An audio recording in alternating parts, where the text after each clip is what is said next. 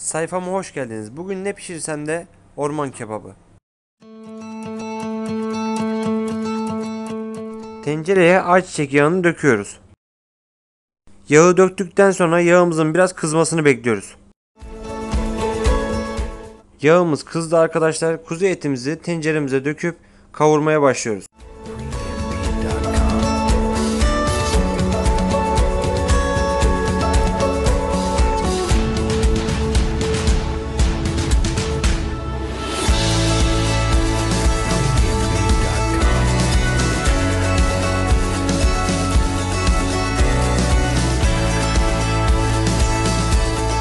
Etimiz suyunu saldı. Suyunu çekene kadar kavurma işlemine devam ediyoruz.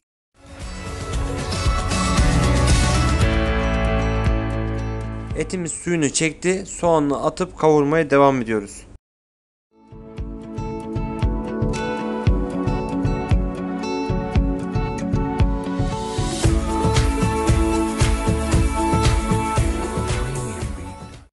Soğanımızı biraz kavurduktan sonra havucumuzu ilave edip kavurma işlemine tekrardan devam ediyoruz.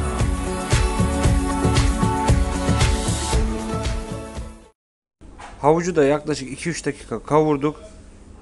Ben şoklu bezelye kullandım. İsterseniz taze de kullanabilirsiniz. Bezelyeyi de biraz kavurup ondan sonra ununu vereceğiz.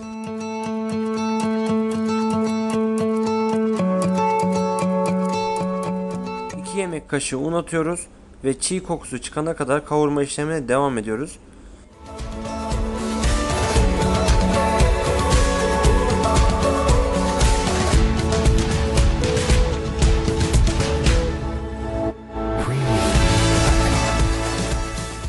Unumuzu da kavurduk. Kavurduktan sonra ilk önce soğuk su, sonra da sıcak su veriyoruz. Soğuk su vermemizin sebebi ise unun topaklanmaması için.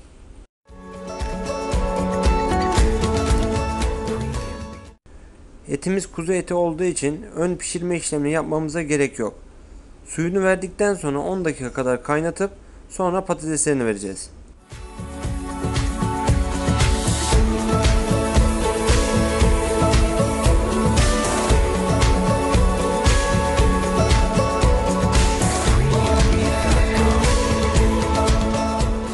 Patatesleri de ilave ediyoruz.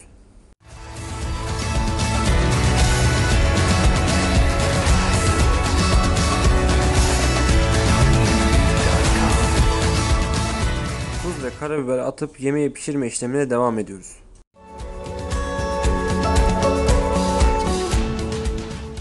Yemeğin tuzunu erken atmanızı tavsiye ediyorum.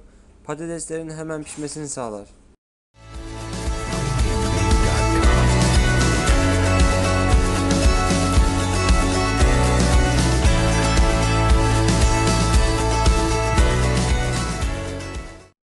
Evet arkadaşlar, kapağını kapatıyorum. Yaklaşık 45 dakika kadar kısık ateşte pişecek.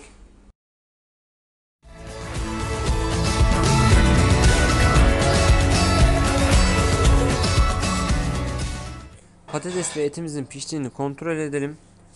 Ve gördüğünüz gibi patatesimiz de pişti. Etimiz de kuzu eti olduğu için çok çabuk pişti. Yemeğimiz hazır.